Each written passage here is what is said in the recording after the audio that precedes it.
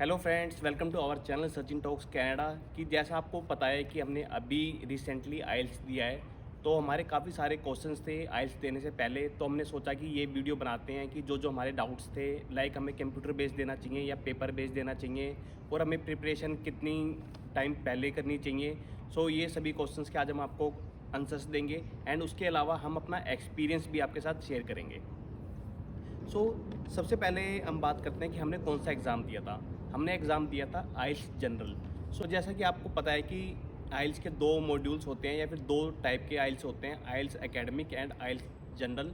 सो जो बच्चे यहाँ पे कनाडा में पढ़ने के लिए आना चाहते हैं, उनको आइल्स एकेडमिक देना पड़ता है। एंड हम जैसे लोग जो जॉब कर रहे हैं या फिर वर्क परमिट पे कनाडा आ चुके हैं या फिर पीआर या एक्सप्रेस एंट्री के लिए अप्लाई करना चाहते हैं, उनको आइल्स जनरल देना पड़ता है। सो हमने आइल्स जनरल दिया था। सो अब सबसे पहले बात करते हैं कि आइल्स बुक कैसे करना है। सो आइल्स को बुक करने के लिए आपको ब्रिटिश काउंसिल की साइट पर जाना पड़ता है। सो साइट है ieltsregistration.britishcouncil.org। इसका लिंक आपको डिस्क्रिप्शन में भी मिल जाएगा। अब मैं आपको सिस्टम पे दिखाता हूँ कि कैसे बुक करते हैं। First step, we have to open British Council IELTS. So then you have to go to this link, IELTS Academic IELTS Registration British Council. So once we click on this, it will ask which IELTS you want to give, IELTS Academic or IELTS General Training. So we gave IELTS General Training. We have to click on that.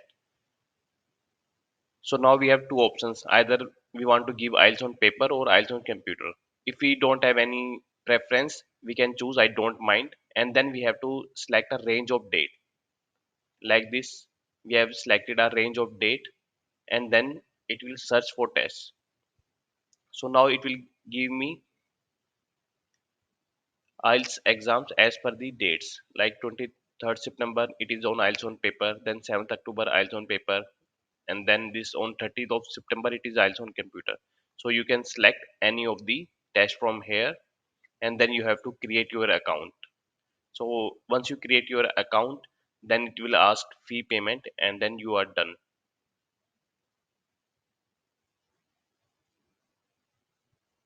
सो हम बात करते हैं कि what is the right time to book the aisles.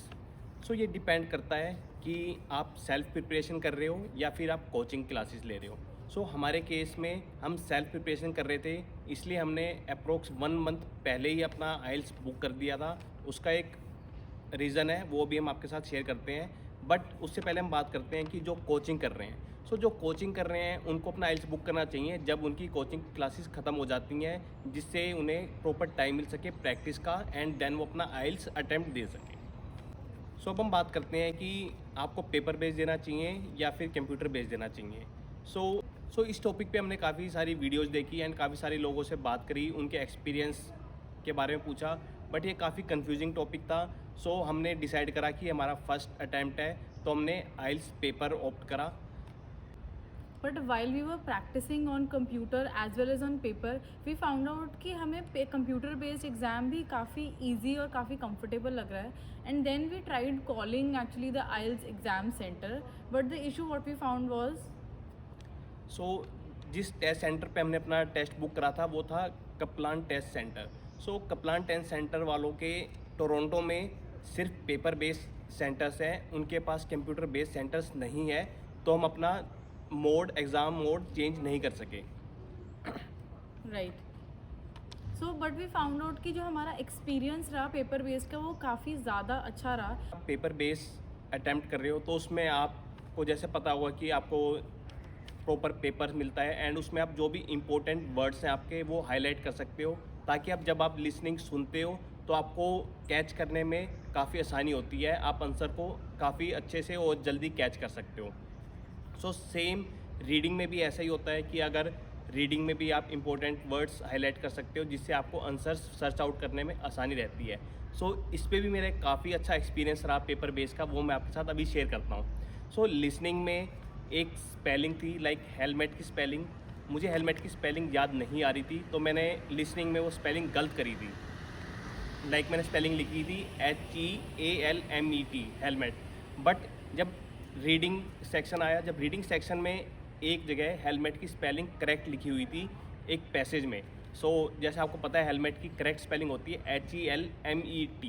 सो जो आपको वो answer sheet देते हैं उसके फ्रंट साइड पे पहले वो आपको लिसनिंग के आंसर्स लिखने पड़ते हैं एंड उसी सीट के बैक साइड पे आपको रीडिंग के आंसर्स लिखने होते हैं। सो जब मैं रीडिंग दे रहा था तो मुझे अपनी मिस्टेक पता चल गई एंड मैंने वो लिसनिंग का हेलमेट की स्पेलिंग करेक्ट कर ली। सो ये काफ़ी अच्छा एक्सपीरियंस रहा मेरा और एक आंसर मेरा सिर्फ पेपर बेस की वजह से करेक्ट हुआ, एल्स कंप्यूटर बेस पे आप बैक नहीं जा सकते। सो अब हम बात करते हैं अगर आप सेल्फ प्रिपरेशन कर रहे हो तो आपको एटलीस्ट कितना टाइम लेना चाहिए। हमारे केस में हम अपनी डे टू डे लाइफ में काफ़ी ज़्यादा इंग्लिश यूज़ करते हैं अपनी मीटिंग्स में और अपने वर्क प्लेस पे। सो हम काफ़ी कंफर्टेबल थे इंग्लिश में। सो हमने उसके बाद भी 1 मंथ का हमने प्रॉपर टाइम लिया, क्योंकि डे टू डे लाइफ में इंग्लिश यूज़ करने में एंड जो टेस्ट फॉर्मेट होता है उसको समझने में, उसकी प्रैक्टिस करने में डेफिनेटली टाइम लगता है। सो हमारा सजेशन ये है कि चाहे आप डे टू डे लाइफ में यूज़ करते हो इंग्लिश या नहीं करते हो, तब भी आपको प्रॉपर टाइम लेना चाहिए एंड अपनी प्रिपरेशन करनी चाहिए। सो अब हम बात करते हैं कि हमने काफ़ी पहले आइल्स टेस्ट क्यों बुक करा था। सो उसका रीज़न था, जब भी आप अपना आइल्स टेस्ट बुक करते हो तो आपको आइल्स रेडी प्रीमियम का फ्री ऑफ कॉस्ट एक्सेस मिलता है। सो आइल्स रेडी प्रीमियम में क्या होता है, आपको 40 टेस्ट प्रैक्टिस के लिए मिलते हैं, वो भी फ्री ऑफ कॉस्ट। सो अगर जैसे हम जैसे लोग जो सेल्फ प्रिपरेशन कर रहे हैं वो 40 प्रैक्टिस टेस्ट काफ़ी हेल्पफुल होते हैं। आपको कहीं भी पेड कोर्सेज लेने की ज़रूरत नहीं पड़ती एंड इस पे आप काफ़ी सारी प्रैक्टिस कर सकते हो। And the good part is जो ये 40 टेस्ट पेपर्स होते हैं वो सारे मॉड्यूल्स के इंडिविजुअली होते हैं एंड इसमें वैरायटी ऑफ कॉम्प्लेक्सिटी है, चाहे वो इजी हो या मोस्ट डिफ़िकल्ट हो। एंड इसमें आपको इतना ज़्यादा प्रैक्टिस हो जाती है विद इन 1 और 1.5 month as per your schedule कि आपको वो टेस्ट डे काफ़ी ईजी लगता है अपने एग्ज़ाम को अटेम्प्ट करना। सो इसके साथ साथ वो आपको कुछ वीडियोस भी दिखाते हैं कि उस वीडियो में वो आपकी प्रैक्टिस करवाते हैं कि कैसे आपको अटेम्प्ट करना है, तो वो भी काफ़ी हेल्पफुल रहता है। Right.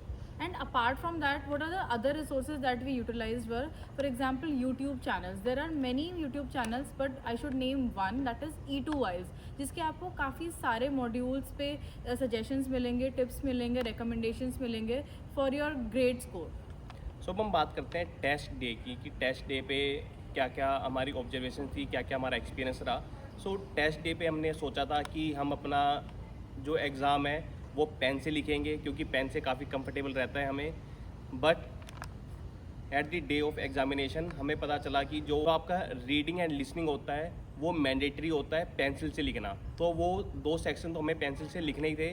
बट जब हमारा राइटिंग सेक्शन आया उस टाइम हमें जो इन्विजिलेटर था उसने सजेस्ट करा कि अगर आप पेंसिल से लिख रहे हो तो अगर आपकी मिस्टेक होती है तो आप उसे रब करके दोबारा लिख सकते हो, अगर आप पेन से लिखते हो तो आपको कटिंग करनी पड़ेगी, दैट डजंट लुक गुड। सो हमने अपने तीनों सेक्शंस पेंसिल से लिखे थे। सो हमारा सजेशन भी यही है कि जब आप तैयारी कर रहे हो, प्रैक्टिस कर रहे हो, तो आप पेंसिल से प्रैक्टिस करो ताकि एग्जामिनेशन डे पे आपको कोई भी सरप्राइज़ नहीं मिले, आपको स्विच करने की ज़रूरत नहीं पड़े, जैसे हमने एग्ज़ाम डे वाले दिन ही स्विच करा। सो अब एग्ज़ाम डे वाले दिन आपको अगर आप पेन लेके जा रहे हो तो आपको इस टाइप के मैकेनिकल पेन अलाउड नहीं होते हैं, बट इस तरीके का आपको नॉर्मल पेन जो कैप वाले पेन होते हैं ये पेन्स अलाउड होते हैं। सो हमने मिस्टेक करी थी, हम इस टाइप का पेन ले गए थे तो ये पेन अलाउड नहीं था एग्ज़ाम में।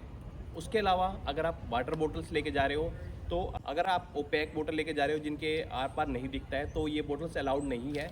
बट इसकी जगह अगर आप क्लियर बोतल लेके जाते हो, अगर आप इस टाइप की बोटल्स लेके जाते हो जो ट्रांसपेरेंट है, इस टाइप की बोटल्स अलाउड हैं।